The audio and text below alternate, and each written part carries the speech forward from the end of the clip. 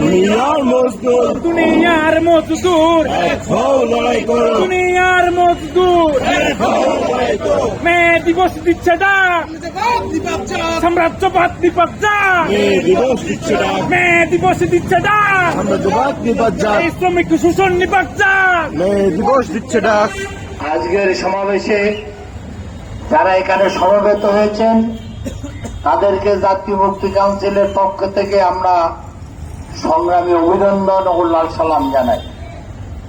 বন্ধুরা আমার, আমরা বারবার যে বিষয়টি বলতে চাচ্ছি সেটা হচ্ছে, যতক্ষণ পর্যন্ত এদেশে শ্রমিক কৃষক ঐক্যবদ্ধভাবে একটা অভ্যুত্থানের মাধ্যমে তাদের রাষ্ট্র ক্ষমতা দখল করতে না পারবে, ততক্ষণ পর্যন্ত শ্রমিকদের কোনো শোষণ আপনার বন্ধ হবে না।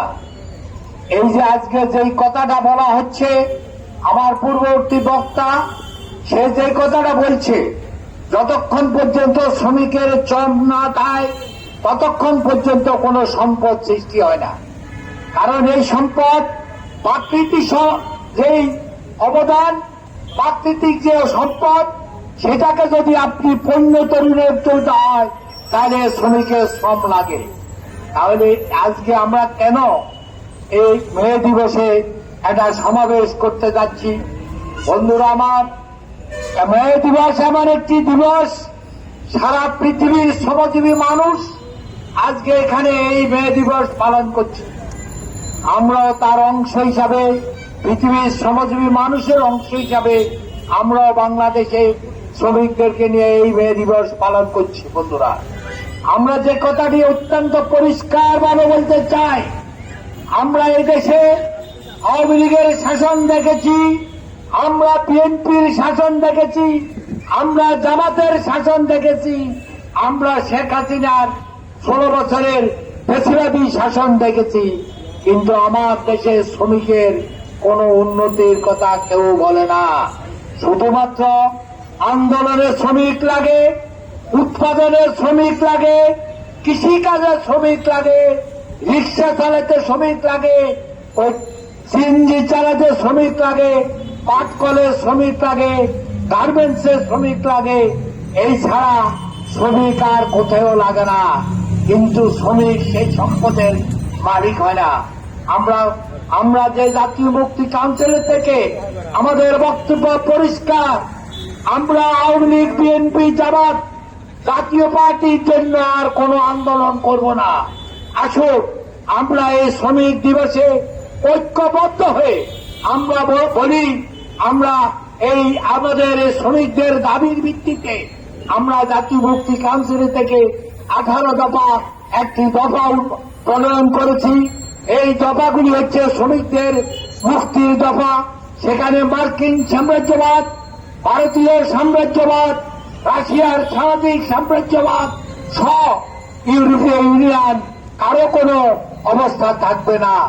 বন্ধুরা, আমরা বলতে চাচ্ছি, গত 16 বছরে আপনারা দেখেছেন ভারতীয় শাসন সাম্রাজ্যবাদ কর্তৃক বাংলাদেশ আশ্রিত রাজ্য হয়ে গিয়েছিল।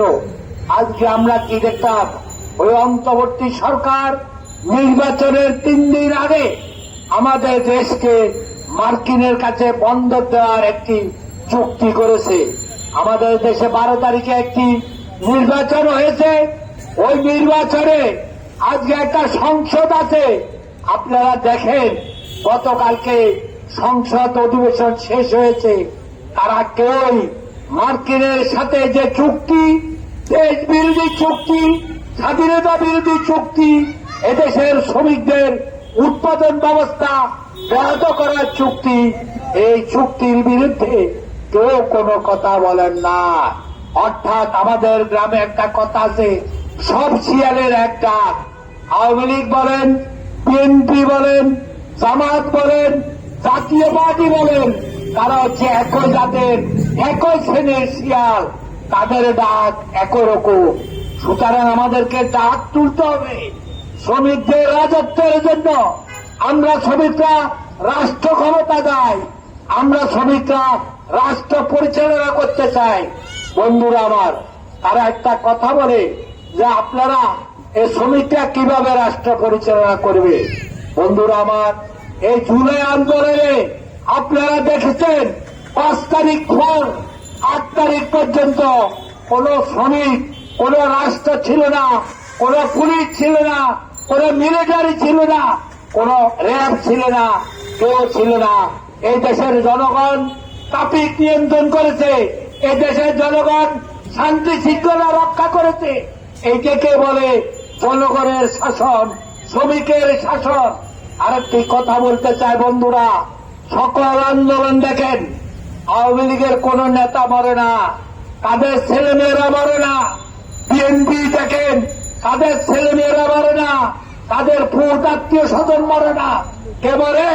মরে আপনার মতো আমার মতো শ্রমিকরা, যারা শ্রম দেয় তারা মরে। তাদেরকে নিয়ে আসে মিটিংয়ে, আর নেতা পালিয়ে যায়, তখন পুলিশ, মিলিটারি, র্যাব তাদেরকে হত্যা করে। আপনারা ক্ষমতা দেখেন, রাষ্ট্র স্বীকার করেছে, জাতিসংঘ স্বীকার করেছে, প্রায় 1800-1900 লোকের মতো আপনার এই 16 বছরে এই জুলাই আন্দোলনে হত্যা করেছে শেখ হাসিনা।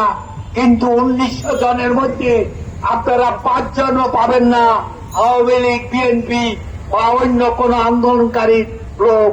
সকল লোকেরাই হচ্ছে শ্রমিক, কৃষক আর গরিব মানুষের ছেলে মেয়ে আর ছাত্র।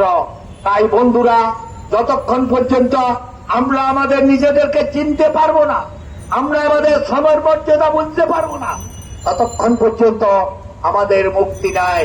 আমরা বিষয়ে একটা কথা বলি, আপনারা দেখেন এই গার্মেন্টসের শ্রমিকরা 8 ঘন্টার কথা বলে, তারা সকাল 8টা বাজে ঘর থেকে বেরিয়ে যায় আর রাত্রে 10টা বাজে আসে। তাদের কিন্তু ওভার টাইম সেভাবে দেওয়া হয় না। তাই বন্ধুরা, আমরা আজকের এই শ্রমিক দিবসে আপনাদের কাছে উদাত্ত আহ্বান জানাবো, আর নয় বিএনপি, আর নয় জামাত, আর নয় জাতীয় পার্টি, আসুন আমরা শ্রমিকরা নিজেদের রাষ্ট্র নিজেরা পরিচালনা করব। এই ইস্যুতে, এই স্লোগানে আমরা ঐক্যবদ্ধ হই।